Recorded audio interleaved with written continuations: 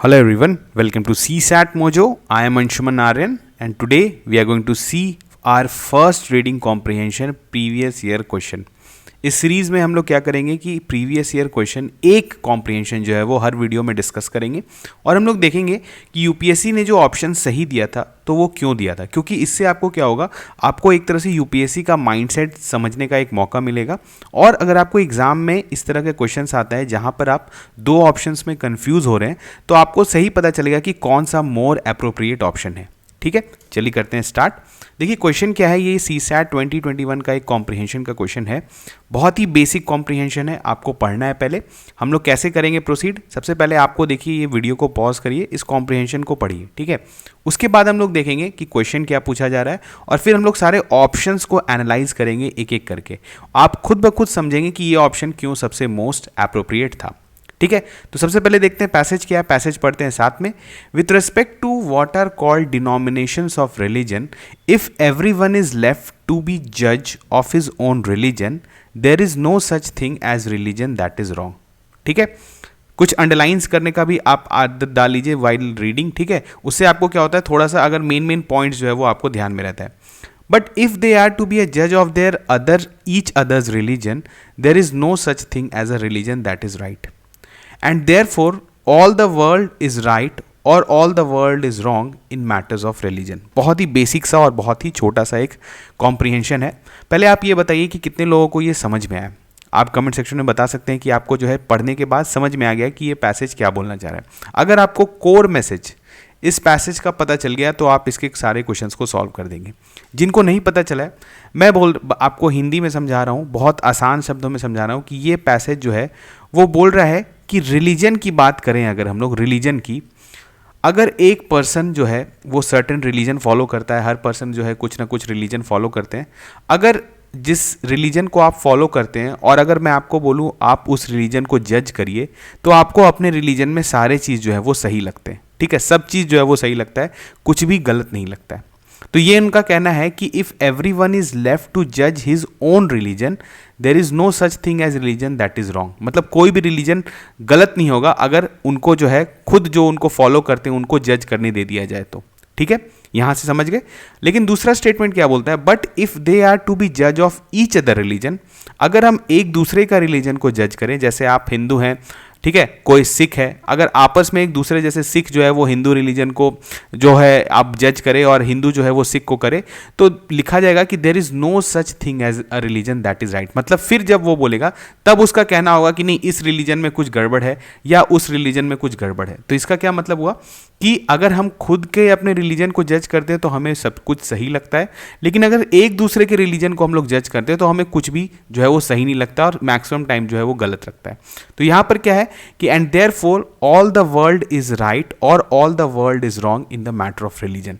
तो रिलीजन एक ऐसा, आप बोल सकते हैं, कंटेंशियस इशू है जिसमें कभी भी कोई बिल्कुल सही नहीं हो सकता है या बिल्कुल गलत नहीं हो सकता है, और वर्ल्ड जो है वो रिलीजन को इसी तरह से देखता है। ठीक है, तो अब हम लोग देखते हैं कि हमने कोर मैसेज समझ लिया, इस पैसेज क्या क्या है। अब हम लोग चलते हैं क्वेश्चन में।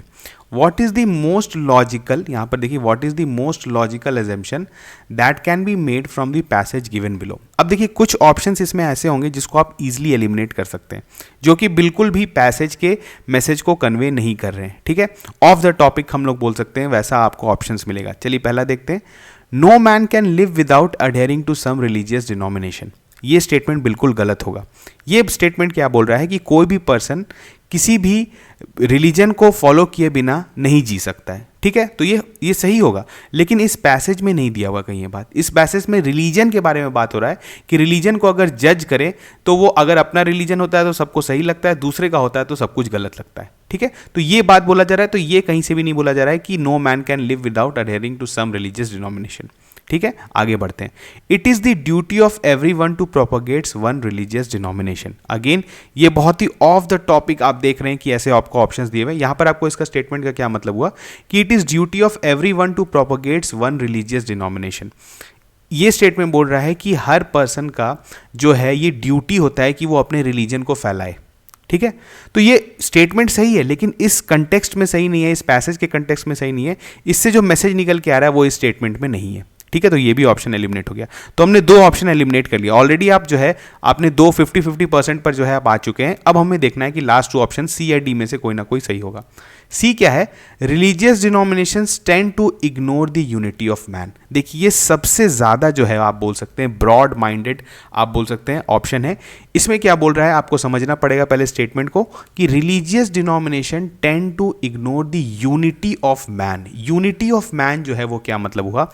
हिंदी में जो है इसको समझते हैं। यूनिटी ऑफ मैन क्या हुआ कि जिसको हम लोग बोलते हैं ना मानवता। मानवता मतलब कि सारे जो ह्यूमंस हैं वो सेम है, जब वो पैदा होते हैं तो वो सेम है, लेकिन उसके बाद वो डिफरेंट रिलीजियस डिनोमिनेशंस फॉलो करने लगते हैं। तो रिलीजियस डिनोमिनेशन इस चीज़ को भूल जाता है कि वो फर्स्ट जो है वो एक ह्यूमन है। ठीक है, तो यहाँ पर ये सबसे इंपॉर्टेंट बात है और हमने देखा कि यही बात जो है ये बताने का कोशिश करे ये पैसेज की। अगर एक अपने रिलीजन को जज करते हैं तो बहुत बड़ाई करते हैं, एक दूसरे के रिलीजन को जज करते हैं तो सिर्फ बुराई करते हैं। तो इस चीज़ को जो है रिलीजियस डिनोमिनेशंस भूल जाते हैं कि हम लोग जो है वो एक ही इंसान हैं, एक ही तरह से हम लोग जो है इस धरती पर आए हैं और एक ही तरीके से जाएंगे। तो ये जो है यूनिटी ऑफ मैन आप बोल सकते हैं, यूनिटी ऑफ मैन काइंड बोल सकते हैं, जो कि रिलीजियस डिनोमिनेशंस इग्नोर करते हैं। तो सबसे सही ऑप्शन जो है वो अभी तक यही लग रहा है, लेकिन आपको सारे ऑप्शंस को देखना है।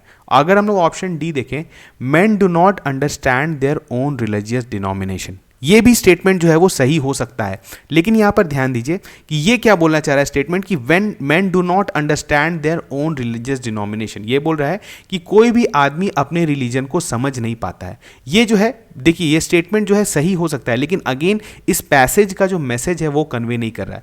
बेसिकली ये पैसेज कन्वे क्या कर रहा है कि हम लोग अपने रिलीजन को जज नहीं कर, मतलब हमें जो है जज करने अगर हम लोग करते हैं, जैसे अपने रिलीजन को जज करते हैं तो हमें सब कुछ सही लगता है, लेकिन सामने वाले रिलीजन को जज करते हैं तो सब कुछ गलत लगता है। तो बेसिकली हमारा जो जज करने का जो पैरामीटर है या जो जज करने का तरीका है, या हम बोल सकते हैं एक तरह का बायसनेस है, एक तरह का बायसनेस है, जिसकी वजह से क्या होता है सिर्फ हमें अपना रिलीजन अच्छा लगता है। ये जो है ये पैसेज कन्वे करना चाह रहा है। लेकिन यहां पर से ये जो लास्ट स्टेटमेंट है, main do not understand their own denomination, ये गलत स्टेटमेंट हो जाएगा। ये जो है सही मैसेज कन्वे नहीं कर रहा है, या आप बोल सकते हैं अधूरा मैसेज कन्वे कर रहा है।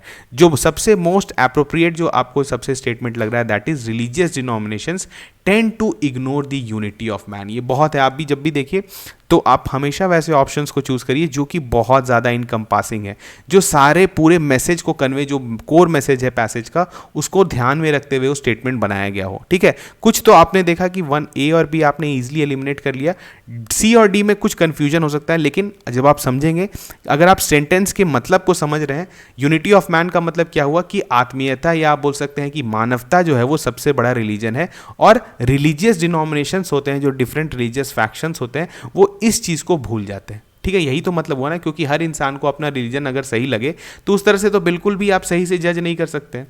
तो इसी कारण हर रिलीजियस डिनोमिनेशन को ये याद रखना चाहिए कि आप पहले इंसान हैं, फिर जो है आप दूसरे किसी भी रिलीजन को फॉलो करते हैं। ठीक है, तो एक क्वेश्चन जो है हमने सॉल्व किया, ऐसे ही हम लोग जो है क्विक प्रीवियस ईयर क्वेश्चन जो है रीडिंग कॉम्प्रिहेंशन के सॉल्व करते आएंगे, तो आपको बहुत कुछ सीखने को यहाँ पर मिलेगा, और आपको क्या मिलेगा, एक तरीका मिलेगा कि किसी भी रीडिंग कॉम्प्रिहेंशन को हम लोग कैसे अप्रोच करें। ठीक है, तो चलिए मिलते हैं नेक्स्ट लेक्चर में।